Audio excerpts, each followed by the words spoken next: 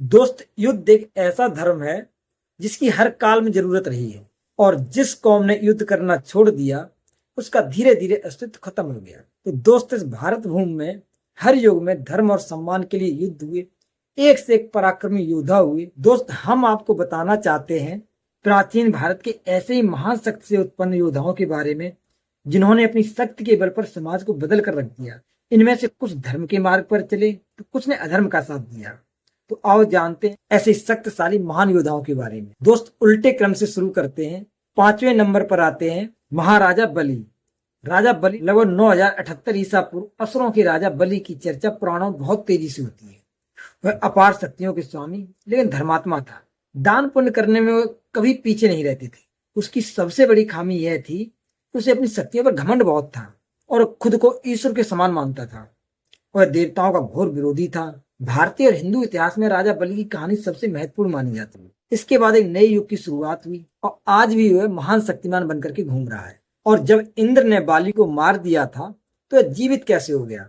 दरअसल व्रत के वंशज हिरण्यकश्यप का पुत्र थे प्रहलाद, और प्रहलाद का पुत्र विरोचन था, और विरोचन का पुत्र बाली था।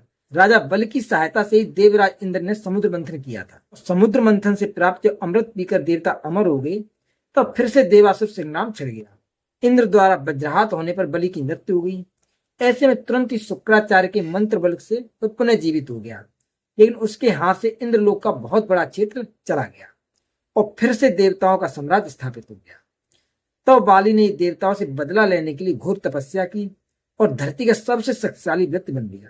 केरल में आज भी महाबली की याद में ओणम पर्व मनाया जाता है। चौथे नंबर पे आते हैं भगवान परशुराम। परशुराम ने भोलेनाथ से शिक्षा ली थी। कुछ लोग कहते हैं परशुराम का क्षत्रियों के साथ युद्ध हुआ, लेकिन इस क्षत्रियों से अलग हुआ वह समूह था जिसे हय्ये समुदाय बोला गया।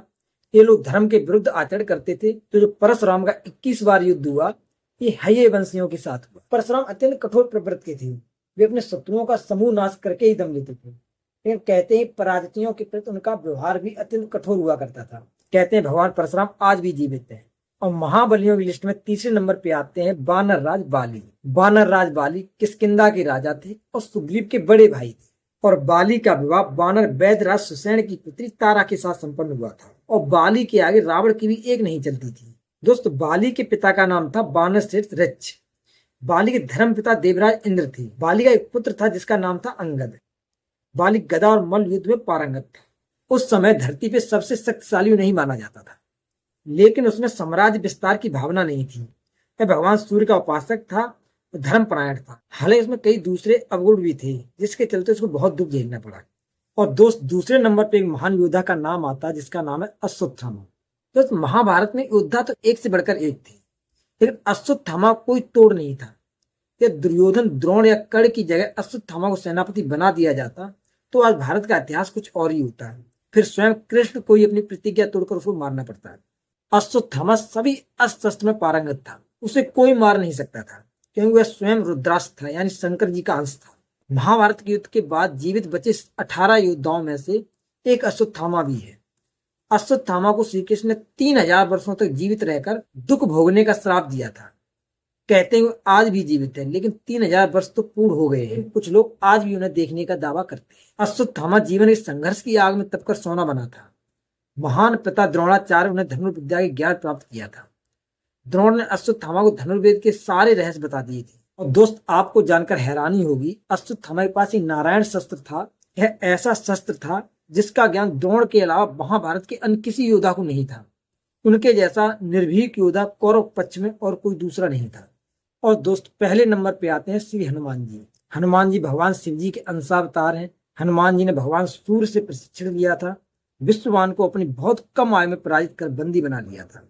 यहाँ तक कि श्री राम के अश्वमेध यज्ञ के समय एक विरोधी राजा के समर्थन में उतरे महादेव शिव को कार्तिकेय, गणेश और वीरभद्र आदि गणों सहित अकेले पराजित कर दिया था। उन्होंने मेघनाथ, कुंभकर्ण, रावण, इंद्र सफलतापूर्वक बराबरी का सामना किया था। उन्होंने हमेशा पराजितों के प्रति गरिमापूर्ण व्यवहार किया। वे दिव्य अस्त्रों का प्रतिरोध करने में प्रवीण अर्थात उनके बचाव के तरीके में माहिर थे। और उन्होंने कपिंद्र शास्त्र नाम के एक दिव्य अस्त्र का विकास भी किया था। और बताते हैं हनुमान जी आज भी सशरीर पृथ्वी पर जीवित है।